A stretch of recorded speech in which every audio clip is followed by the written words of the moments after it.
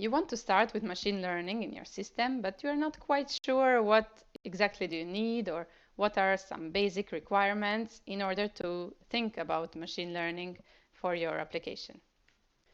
The first precondition is definitely to define the problem.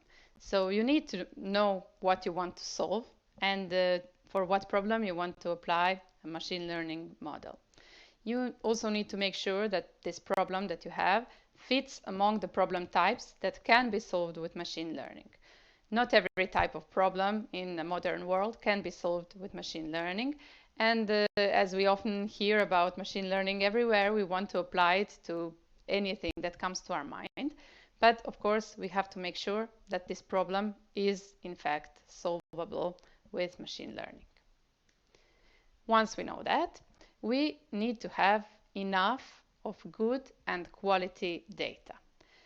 If we know that machine learning is learning from data, then obviously data is a definite prerequisite for applying any machine learning model. What does it mean that we should have good and quality data in our system? First, we should have data samples that are collected over a representative time period. What does that mean? For example, if we want to predict or forecast our client's demand for a certain product in the next year, we need to take into account that there are different time periods of the year, and probably this demand won't be the same in January or in June, depending on our product. And so we have to collect previous data for January and for June and for all the other months that we want to predict for the future. Then we need to have this data from all the key points of the system. It is not enough if we have the data just from one data point, if it is, for example, a distributed water network. We want to have the values measured in different points of the system that are key for solving our problem. Then we need to have enough data for each important outcome or scenario. Often we have a problem with huge amounts of data.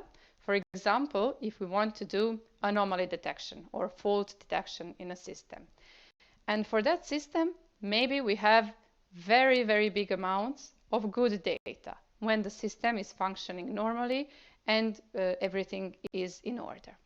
But only a few data points where the system was in the state of fault or error or some anomaly happened, and we don't have enough of these data points that the model can learn that that was a problem. So we kind of want to have the balanced data for each scenario or each category that we want to detect. Of course, there are also models that can predict these anomalies even if we don't have enough data, but it is always better to have enough data for each important outcome or for each category. And we need to have adequately labeled data. This is especially important if we are doing supervised learning, where we need to know the label or the value or the outcome for each data sample or for each previous situation. And if this data is not labeled correctly, our model will not be able to learn well, because it might learn from a wrong label, and it will learn perfectly, but it will learn the wrong outcome. So that is why it is very important to have good and quality labeled data. So if we have this data, we know the problem, we can solve it with machine learning. We still need some adequate hardware for our problem. For some simpler applications, maybe a standard computer or server that we already have will do the job.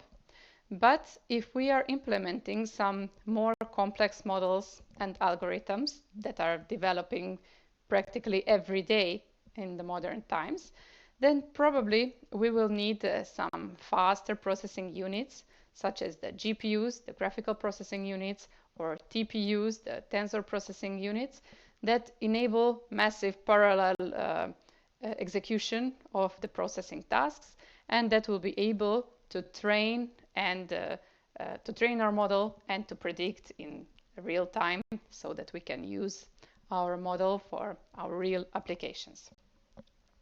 Or if we don't have that, we can also consider using some of the cloud services that are widely available today and which can provide us with additional processing power at the times or time periods when we need this additional processing power, for example, for training the model, and then for forecasting or predicting or detecting a situation, maybe our standard computer server architecture that we are already using will be able to do it, because that is often not so demanding as the training process for the model.